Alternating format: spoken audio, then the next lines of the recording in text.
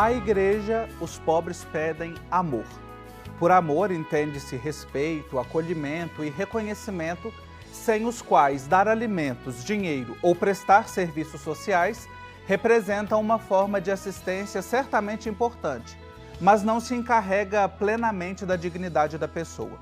Os pobres são protagonistas do caminho da igreja. Este é o início do 4º capítulo do relatório de síntese da Assembleia, que tem como título Os pobres, protagonistas no caminho da igreja. Mas como torná-los protagonistas? Para ajudar-nos a responder, a partir das convergências, questões a aprofundar e também das propostas, nós recebemos Cristina dos Anjos e irmão Henrique Peregrino da Trindade.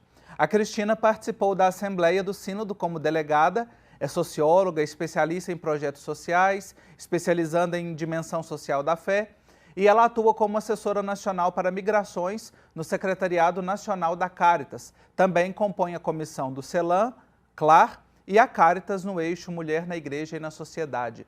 Cristina, que alegria receber você aqui novamente no programa Igreja Sinodal. Seja muito bem-vinda. Obrigada, alegria minha de retornar e continuar esse diálogo tão importante em torno do Sínodo, né? Isso. E o irmão Henrique, que desenvolve junto com a comunidade da Trindade um belo trabalho na Igreja da Trindade em Salvador e que é uma referência para as pessoas em situação de rua. O irmão Henrique, que também já participou aqui do nosso programa, e eu o acolho mais uma vez com muita alegria. Bem-vindo, irmão Henrique. Obrigado e um abraço para todos aqueles e aquelas que nos acompanham. Isso, eu quero começar, já que a Cristina é a primeira a primeira delegada, né, brasileira que participou da Assembleia Sinodal. Eu gostaria de ouvir de você, Cristina, como é que foi a experiência de participação na Assembleia do Sínodo? Olha, foi uma experiência linda, eu diria um presente inesperado de Deus, sabe? De poder estar ali, de poder vivenciar esse momento tão importante na vida da igreja, né?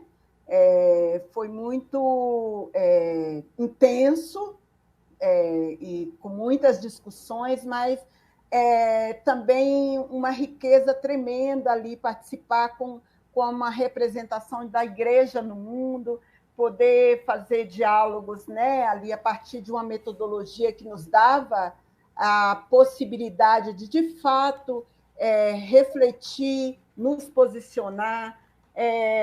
Foi muito bom. Eu acho que é uma riqueza que eu vou levar comigo para sempre. Que maravilha. Obrigado pela partilha e tenho certeza que nós também nos sentimos presentes aí com você, Sônia, e também os demais, né, brasileiros que participaram e que estavam assim atuando diretamente na elaboração, né? Esse daqui foi o fruto, na verdade, o relatório que a gente está comentando aqui. Hoje é o capítulo 4º, que vocês veem aqui, os pobres, protagonistas do caminho da igreja, e tenho certeza que a sua atuação na Caritas, o trabalho social, bem como o trabalho que Sônia desenvolve, foi fundamental. Eu escuto as vozes de vocês aqui nesse capítulo, viu? Quando eu li, eu vi e senti assim, o ecoar do trabalho da missão de vocês, e aproveito também para agradecer por essa contribuição. E eu quero começar aqui trazendo, né, uma das questões que o relatório traz é que a igreja deve cada vez mais colocar os pobres no centro e aprender com eles. Irmão Henrique, como é que a gente pode fazer isso? Colocar os pobres no centro e aprender com eles. Porque todo o movimento que o nosso querido Papa Francisco nos convida, eu diria que tem dois movimentos, que os dois são bíblicos. O primeiro é o que chamamos há tempo a igreja em saída. Então, sair das nossas paredes, dos nossos muros, e ir ao encontro das pessoas onde elas estão. Para nós que acolhemos pessoas em situação de rua, então é sair nas ruas e conviver com as pessoas nas ruas, conhecê-las e, a partir disso, poder fazer um caminho junto com elas. É o que o profeta Isaías diz, né? Estenda a sua tenda. É o que o Papa nos convida com a igreja em saída. E o segundo movimento, e o que o Papa nos convida, como o Dia Mundial dos Pobres também, é simplesmente abrir nossas portas. E o que o Papa faz no Dia Mundial dos Pobres é convidar todas as igrejas a abrir as suas portas para que o pobre possa estar no coração da igreja. Fisicamente, não apenas a partir de uma ação social, mas também fisicamente. É o que Jesus faz quando chama o deficiente na sinagoga e diz: venha para o meio. Um lema que foi retomado numa campanha da fraternidade aqui no nosso país. Então, esses dois movimentos, uma igreja em saída, que estenda a sua tenda, e convidar o pobre para estar dentro do coração da igreja, fisicamente, venha para o meio. Olha aí, chamar o pobre para o meio. Que bonita essa inspiração que o irmão Henrique nos traz, né? E que está nessa grande sintonia com o capítulo aqui, né? Que nas convergências há esse reconhecimento, ou seja, os pobres não apenas como destinatários da ação eclesial, mas como protagonistas, eles participando ativamente de todos os processos. E um dos pontos que me chama a atenção aqui nesse relatório, Cristina, diz o seguinte, até destaquei aqui a frase: é preciso vigiar para que o uso de fundos públicos ou privados por parte das estruturas da igreja não condicione a liberdade de falar em nome das exigências do Evangelho. Como é que as nossas comunidades podem contribuir para que as políticas públicas favoreçam os pobres? Eu acho, primeiro, assim, que é um direito, né? As políticas públicas, elas precisam existir e a gente precisa, junto com as pessoas, trabalhar no sentido de garantir que elas existam, porque é um direito, o direito de ter políticas que, de fato, garantam que essas pessoas tenham seus direitos respeitados, que elas possam acessar aquilo que é necessário para a vida delas. É importante esse ponto que você toca, Cristina, da denúncia, porque aqui diz também claramente, ou seja, a denúncia profética das situações de injustiça, né? Ou seja, quem abraça o Evangelho tem que abraçar o Evangelho como um todo, ou seja, anunciar e denunciar, né? Anunciar a boa nova do reino, mas também denunciar as situações de opressão, de injustiça, de discriminação. Então, isso aparece muito evidente, bom você trazer este assunto aqui para nós. Um outro ponto que aparece aqui numa das propostas do relatório é fazer com que a DSI, a doutrina social da igreja, que ela seja mais conhecida. O que as nossas comunidades podem fazer para colocar em proposta essa ação? Gostaria de começar ouvindo você, irmão Henrique. Infelizmente, a doutrina social da igreja ainda é tão pouco valorizada, é tão pouco conhecida, e às vezes me parece que porque vem de um certo erro do passado.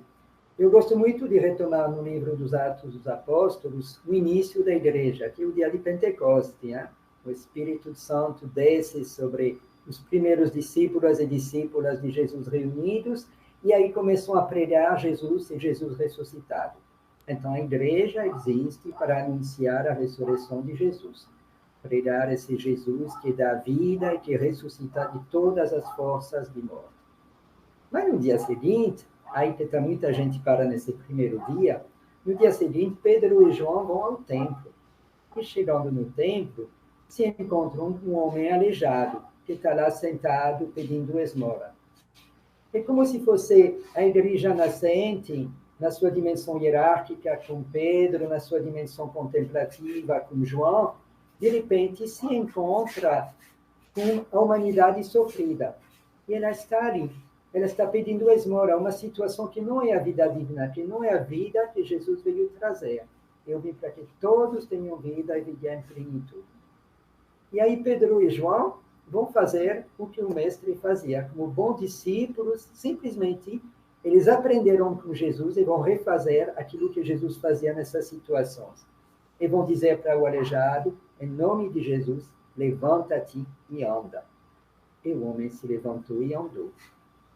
Então, toda a doutrina social da igreja deveria ser norteada por esse levantar-se e andar. E o documento coloca muito bem, não é apenas uma dimensão assistencialista, que o pobre espera é o amor. Começa assim, essa parte da síntese do documento. E levantar-se, andar e despertar o melhor que tem no outro, então necessariamente amar. Você não pode despertar a vida numa pessoa que você não ama. Você pode dar pão sem amar. Você pode dar cobertor, você pode dar até proteção social, direitos humanos sem amar. Mas a vocação da igreja é amar. E o que ela precisa trazer é esse amor que faz a pessoa se levantar e andar. Retomando a doutrina social desta maneira, ela deveria fluir dentro da igreja.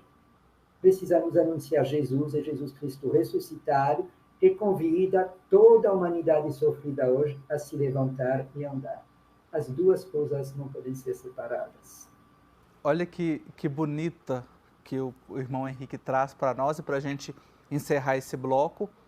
A vocação da igreja é amar. E para isso ela tem que se aproximar e fazer levantar e andar.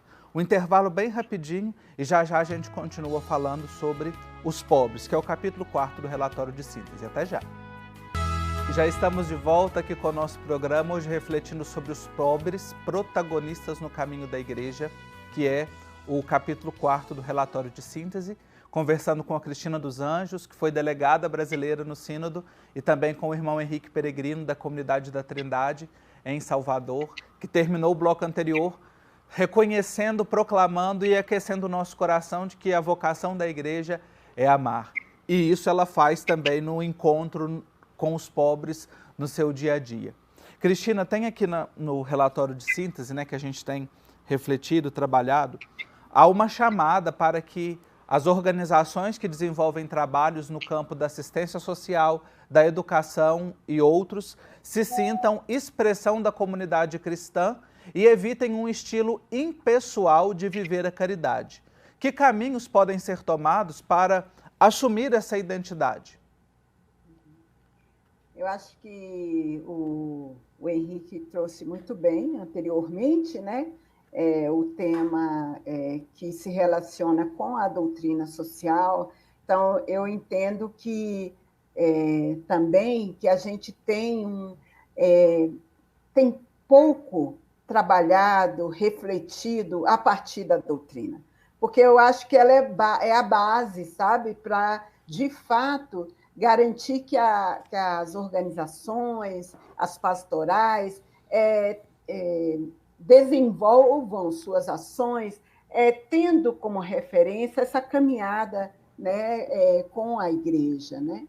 E no Sínodo, esse foi um tema muito refletido, muito dialogado, da necessidade de fato, a gente resgatar esse caminhar com o ensino social da igreja, né? E outras também, né? A Lumen Gentium, quer dizer, existem documentos que podem, de fato, dar uma base maior na nossa caminhada com as comunidades. Então, eu entendo que a gente precisa resgatar os documentos da igreja. Às vezes a gente tem referências sociológicas, antropológicas, mas não tem referência dos documentos tão importantes da igreja na nossa ação social. Eu acho que tem um chamado para a gente retomar, resgatar esses documentos, estudar. A formação foi um tema assim, forte no Sínodo, e a formação para todo mundo precisa retomar essa perspectiva formativa e, de fato, ter os documentos como referência para a nossa atuação, para a nossa caminhada com as comunidades.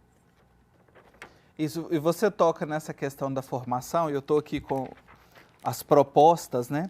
E há aqui duas propostas que tocam na questão do ministério ordenado e a vida consagrada e também na questão do ministério diaconal com os pobres, né? E aí eu queria ouvir do irmão Henrique, né? Que ações ou que passos que precisam de ser dados nesse âmbito da formação, especificamente aqui do ministério ordenado, a vida consagrada e também do ministério diaconal, para esta centralidade, o serviço aos pobres, aos marginalizados. Olha, Quando eu estudei teologia e filosofia, fiquei muito marcado por uma dimensão teológica da nossa igreja irmã, a igreja ortodoxa, para a qual ser teólogo não é ter conhecimento. Ser teólogo é ter vivido uma experiência profunda de Deus e depois aprender a verbalizar essa experiência de Deus. Mas, primeiro, Deus não é ao alcance de um saber ou de um conhecimento. É uma história de um encontro pessoal com Jesus Cristo, uma experiência íntima e que depois vai transbordar em nossa vida toda. E Papa Francisco insiste muito, muito nessa dimensão do encontro pessoal com Cristo.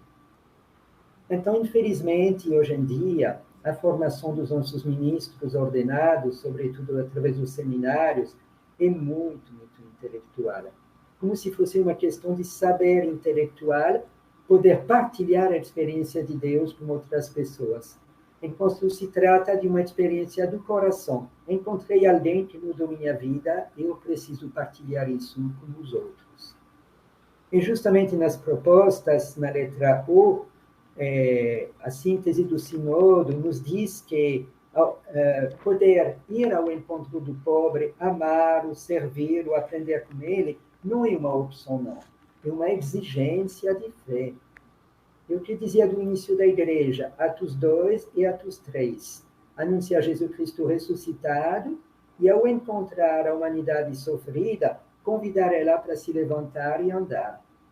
Sem essas duas vertentes, sem a cruz na sua dimensão vertical e horizontal, não tem verdadeiro e autêntico anúncio de Jesus Cristo e do Evangelho.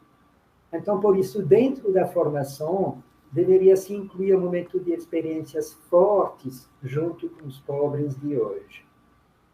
Então, na nossa comunidade da Trindade, aqui em Salvador, convivendo com o povo da rua, a gente acolhe ao longo todo do ano noviços, noviças, junioristas, infelizmente pouco dos seminários diocesanos, muito mais da vida religiosa, para que as pessoas possam, durante 15 dias, um mês, partilhar a vida do povo da rua conosco, dormir no papelão, catar na feira, preparar a sopa, trabalhar juntos, sair com uma carroça e catar papelão nas ruas. E essas experiências mudam para sempre as pessoas depois do seu caminhar. Alguém que já catou, que já dormiu com o povo da rua, se vai encontrar um morador de rua em qualquer cidade onde ele vai ser padre, diácono ou religiosa, o olhar vai ser diferente, porque houve uma experiência profunda de encontro com Jesus através do pobre. Então, creio que a vida religiosa que privilegia mais a experiência vivida deveria dar esse presente para os nossos seminários diocesanos e que os reitores pudessem incluir isso no processo de formação. Não como uma opção de fim de semana. Vai visitar os pobres fim de semana, não. Mas como algo fundamental do processo de uma experiência de Deus que depois nos estudos aprendo a verbalizar e partilhar com os outros. E eu fico tocado ouvindo você, irmão Henrique, falar, e realmente a experiência que muda, né, a vida da pessoa, né? E fazer realmente a experiência com o outro, deixar-se tocar por ele. Que bonito, né? E que provocante para nós, né? Acho que precisamos abrir os ouvidos e o coração para acolher. E nessa dimensão do... Vou citar uma frase do Papa Francisco, Sim. nas cartas para o Dia Mundial dos Pobres, onde ele oferece uma verdadeira mística nessa dimensão. Duas frases dele. Diz: os pobres são os primeiros evangelizadores, porque foram os primeiros evangelizados. Aí no Dia Mundial do Pobre, agora recentemente, com Dom Sérgio, que celebramos em Salvador, eu disse para Dom Sérgio na hora da homilia, a homilia é dos pequenos e dos pobres. Vamos nos deixar evangelizar pelos pobres, porque são os primeiros evangelizadores. E o Papa escrevia numa outra carta para o Dia Mundial dos Pobres: se você quiser tocar em Jesus, você já sabe aonde ir. Basta tocar no pobre, porque Jesus está no pobre. Realmente, é deixar-se tocar Jesus tocando o pobre. Que bonito. Cristina, eu gostaria de uma última participação sua aqui, na linha dessa dimensão do aprendizado que o irmão Henrique trazia, né? Aqui no relatório diz que nos pobres a comunidade cristã encontra o rosto e a carne de Cristo, que sendo rico fez-se pobre por nossa causa, pela sua pobreza, para que pela sua pobreza nos tornássemos ricos. Ela é chamada não apenas a tornar-se próxima deles, mas a aprender com eles. Gostaria que você desse aqui alguma dica, algum caminho para as nossas comunidades. Esse relatório nos aponta para o processo em andamento do sínodo. Como é que as nossas comunidades, que ações concretas que podem ser feitas nesse processo até outubro de 2021 para trazer ainda mais presente os pobres como protagonistas no caminho da igreja? Então, eu acho que, primeiro, existem experiências fortes, importantes, por exemplo, no Brasil, nessa dimensão, né, de acolhimento, que eu acho que a gente precisa resgatar, a gente precisa publicizar, no sentido assim, de que as pessoas consigam perceber que há experiências, inclusive, que pode motivá-las nesse processo de aproximação com os pobres. Então, eu venho sempre pensando assim, eu acho que a gente tem que conseguir resgatar o que já existe e que pode servir de inspiração para outras comunidades, para outros locais, dessa relação concreta, cotidiana, com as pessoas empobrecidas, né? É preciso, eu sempre penso que, às vezes, a gente convive em locais e a gente não consegue dizer quem são as pessoas empobrecidas ao nosso redor. A gente não olha, não percebe mais as pessoas, elas estão invisibilizadas. Eu acho que tem um movimento que é olhar onde é que estão esses pobres, né? Como posso me aproximar dessas pessoas? E também perceber, alguém dizia em um momento, e eu acho assim, muito tocante, que às vezes a gente acha que vai visitar o pobre, vai levar Jesus para o pobre, e não encontrar com Jesus naquele pobre, naquela pessoa, né? A gente precisa também mudar o nosso olhar, a nossa perspectiva em torno dessa relação com Deus e a partir das pessoas empobrecidas. Então, tem um movimento que a gente precisa fazer, né, no sentido de fato, querer trazer, colocar no centro as pessoas empobrecidas. É isso, encontrar Jesus no pobre, não levar. Bonito recado e que vai, assim, amarrando esta reflexão tão importante que nós fizemos hoje. Eu quero agradecer muito a Cristina dos Anjos e ao irmão Henrique Peregrino da Trindade. O que eles disseram aqui é fruto do testemunho deles também, de ação, de proximidade, de carinho e de cuidado com os pobres. Então, também agradeço-os por isso e agradeço você que nos acompanhou no programa de hoje. Na próxima semana, a gente continua essa reflexão do relatório de síntese da primeira Assembleia do Sínodo. Eu espero você. Até lá.